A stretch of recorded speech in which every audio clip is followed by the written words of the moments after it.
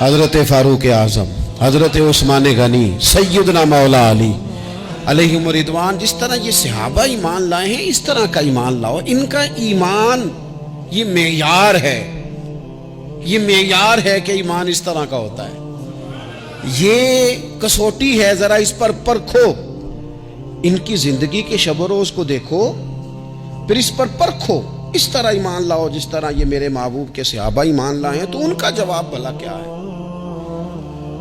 ان کا جواب بھلا کیا ہے؟ عقل کو تنقید سے فرصت نہیں۔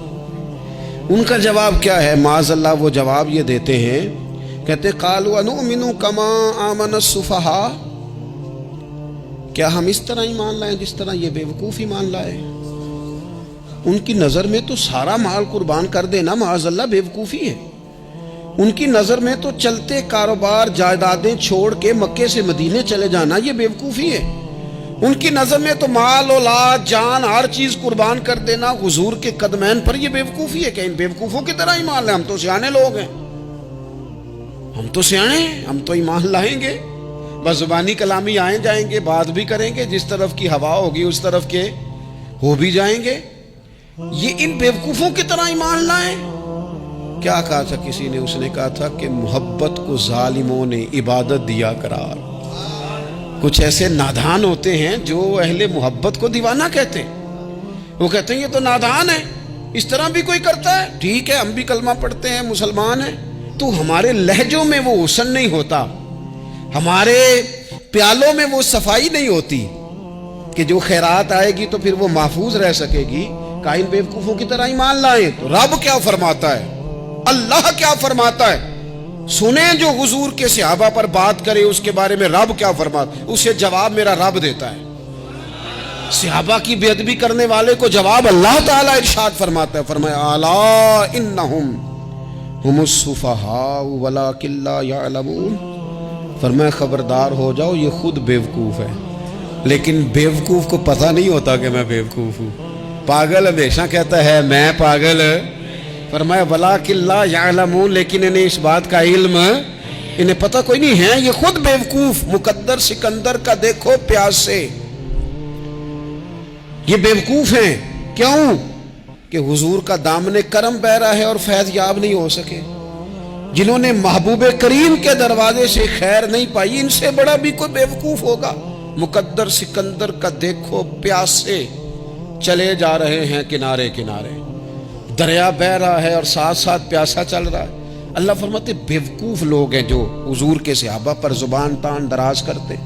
تو عزیز دوستو، ان لوگوں کا ایمان معیار ہے، ان لوگوں کا ایمان وہ ہمارے سامنے روشن نمونہ ہے جس کی بنیاد پر ہم نے اپنے ایمان کو، تیقن کو، شب و روز کو مرتب کرنا ہے اور ترتیب دینا ہے۔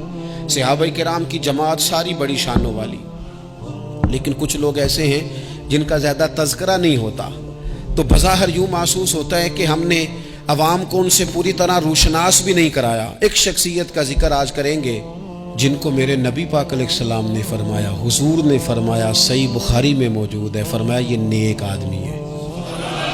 اور یار جسے رسول کریم کہیں بندہ نیک ہے، رجل صالح، حضور نے فرمایا نیک آدمی ہے، جو بالغ نہیں ہوئے تھے اور اس سے پہلے ہی کلمہ پڑھ لیا تھا، جو حج کے مسائل سب سے زیادہ جانتے تھے، جنہوں نے 60 سال مکے اور مدینے میں فتویٰ دیا، صحابہ ان سے فتویٰ لینے آتے تھے، جو بدر کی جنگ میں بھی گئے، احد میں بھی گئے، پر محبوب نے فرمایا عمر تھوڑی ہے، ابھی واپس جائیے۔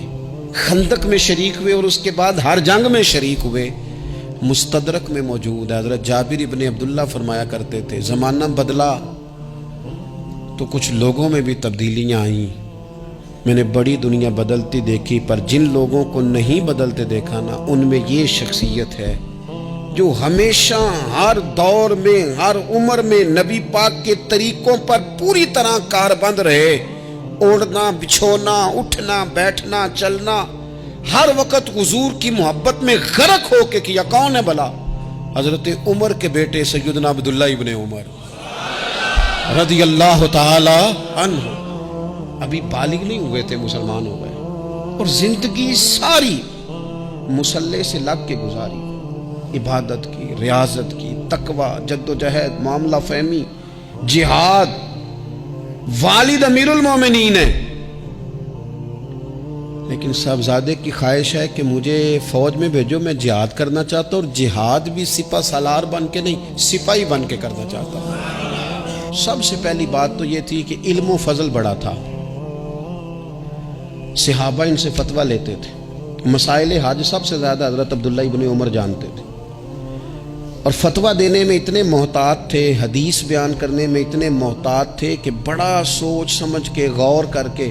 सहाबा फरमाया करते थे, ये वाहिद बंदा है कि जो 1 मिनट से पहले कह देता है। सबसे ज़्यादा मसाइल आते हैं लेकिन 1 मिनट से पहले कह देते थे, इस मसले का मुझे नहीं पता, तहकीक करूँगा, अगर पता चल गया तो बता दूँगा, फ़ौरन कह देते थे। एक दफ़ा एक साहब ने मसला पूछा तो चुप कर गए, सोचने लग गए। हमारे यहाँ ना लोगों को हाजिर जवाब कहलाने का शौक़ है।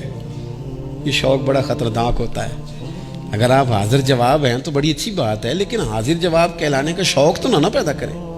अगर आपको पता है, सही बुखारी में हदीस है, नबी पाक अलैहिस्सलाम ने एक दिन पूछा था सहाबा से कि वो दरख्त कौन सा है जिसकी मिसाल मोमिन की तरह है। तो हज़रत अब्दुल्ला इब्न उमर कहते हैं, मुझे पता था कि वो खजूर का दरख्त है, पर मैंने जवाब नहीं दिया। क्यों नहीं दिया? फरमाने लगे, अबू बकर सिद्दीक बैठे, फारूक आज़म बैठे, मौला अली बैठे, बुजुर्गों की मौजूदगी में मैं जवाब देता फिरूं, ये ठीक नहीं होता, ये सही नहीं होता। यहाँ तो बड़े लोग, इमाम गजाली फरमाते हैं, जब मैं अपने मुर्शद से मुरीद हुआ तो मुझे कहने लगे, बैत मैंने कर लिया, आज के बाद ना तकरीर करनी है, ना मदरसे में सबक पढ़ाना है, ना किसी को मसला बताना है। और ये बड़ा मुश्किल काम होता है, बंदा मौलवी भी और तकरीर ही ना करे, उसे जंग लग जाता है, और मसला ही ना बताए तो बदअज़मी हो जाती है। यहाँ तो जिसको 6 मसले आ जाएं वो इमाम को नमाज नहीं पढ़ाने देता, वो कहता है पहले इंटरव्यू लूँगा तेरा कि तू पूरा तुझे आता है, फिर आगे चलेगा तू। इतने बड़े आलिम को शेख ने मना कर दिया। तो कहते हैं शेख के पास एक शख्स मसला पूछने आया तो मेरे मुर्शिद फरमाने लगे, मुझे ये मसला नहीं आता। तो इमाम साहब कहते हैं कि मैंने उसे कहा मुझे आता है, मैं बताऊं? कहते मेरे शेख मुस्कुरा पड़े, कहने लगे, गजाली मैं तो तेरे साथ साथ अपनी मैं भी मारना चाहता था, पर तेरी अभी मरी नहीं, और तू कहता है मैं बताता हूँ। कुछ देर छोड़ दे, सारे मसले बताने नहीं चाहिए, कुछ पे अमल भी करना चाहिए। मेरे अजीज़ हज़रत अब्दुल्ला इब्न उमर इतना बड़े मुफ्ती हैं, मुफ्ती मदीना हैं, मुफ्ती मक्का हैं। लोग मसाइले हज पूछते हैं, बड़े बड़े इस्तेंबात करते हैं कुरान और हदीस से। एक आदमी ने मसला पूछा तो हज़रत अब्दुल्ला इब्न उमर फरमाने लगे, देर तक सोचा, तो देर हो गई सोचते सोचते। तो वो शख्स कहने लगा, हुजूर इतनी देर क्यों सोच रहे हैं? तो आप फरमाने लगे, तुम्हारा क्या ख्याल है कि जो सवाल तुम मुझसे पूछते हो और जो जवाब मैं तुम्हें देता हूँ, इसके बारे में रब मुझसे सवाल नहीं करेगा? अल्लाह की बारगाह में मैंने जवाब नहीं देना, तो मैं सोच समझ के दे रहा हूँ ताकि इसका हिसाब देना पड़े तो मेरे लिए मुश्किल ना हो।